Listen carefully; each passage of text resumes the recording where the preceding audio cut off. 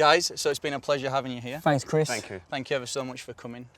Just on behalf of New York City, I thought it'd be interesting to ask you guys some questions. So, from a personal level, I come from a skills background, having worked all the way from a 5-year-old to now being with the first team, from a technical point of view. So, what I'd like to ask you guys is, I have a real appreciation for what you guys are doing, because your mastery, your ball masteryship is what I would call it, like a basketball player has with his hands, you guys have with your feet. So, Thank you. how much time would you spend daily, like with regards to like hours put in and days of the week, and to get that kind of feeling and what you've got now? What a great question. Yeah, I mean, as a kid, it's endless. It's hard to put an amount of time on it.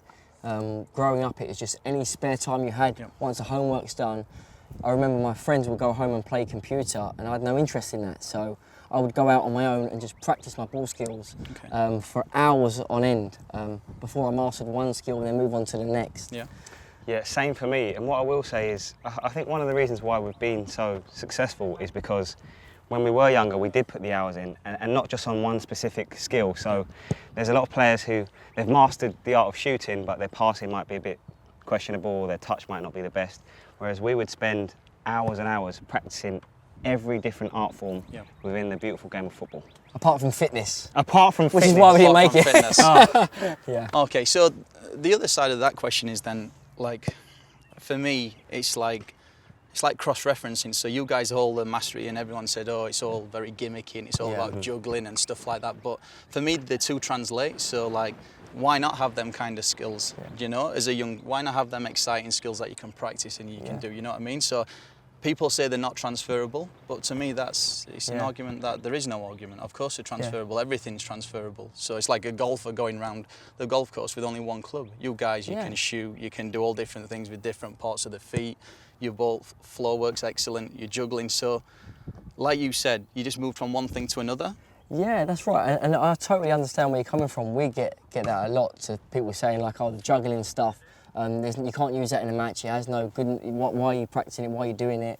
But I do think that if you do practice the ball control stuff, it does improve your technique, your coordination, and you might not use it in a match by keeping up the ball, but if you're familiar with the ball and you're comfortable with it and you're confident, I mean, confidence is such a massive thing when doing tricks. You have to be 100% sure you're going to nail it. And when you play football, it's the same thing. If you're confident and your touch is in, it will be in, and it will be a good control. That's absolutely right.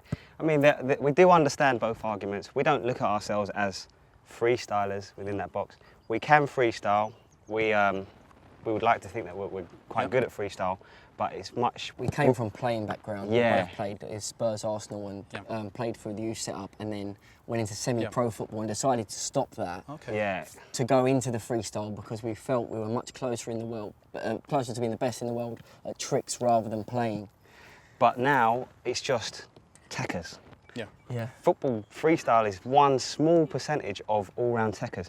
We love to have a ping, we love to score goals, we love good touches, we love movement, awareness, every part of the game. We just love it. But I think that's what makes you guys special. In my opinion, from my nephew watching it back home, you bring something different to the table that I've not seen before. So I have come across freestylers before, very good at juggling, but I think you've like broadened people's horizons. They're looking at it in a different form. You're absolutely right. The truth is, if you ask most freestylers to ping a ball onto the crossbar or to hit you from 40 yards, they're going to struggle. Yeah.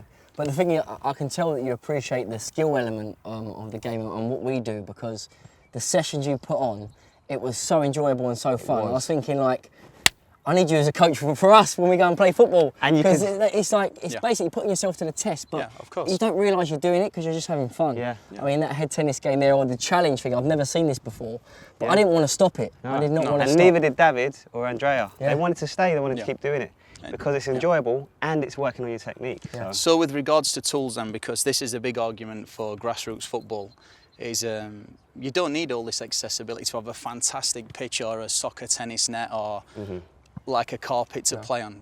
You're just telling me that you just spent time with the ball. That's just you and a ball, and that applies to everyone who's out there. Just you and the ball, time spent, hours, practice, dedication, desire, the wantingness to do it. And you guys epitomise everything. That's what. And it doesn't hurt having a top-class coach to help you to work on those little things that you're getting wrong. To be honest, that's probably the difference between us playing pro football and going from that step up from one league in from semi-pro when we were younger to pro football is just having that bit of coaching that we probably needed, like being such raw talents and being almost like street footballers back in the day. Yeah. You get these raw talents and they kind of need to be nurtured into the pro game, or like there's certain elements you need. Yeah. If only you'd got hold of us when we were 10 years old. Yes, if only. Yeah, if only. Oh, But no, you're doing such a great job. Thank you ever so much. Thanks for inviting us down, giving us It's been the a real pleasure. shirts, Thank and you ever so much. All the best for the rest of the season. Thank you very much. Thank you. This is the one! Yo! Ridiculous. Can we get a slow-mo on that?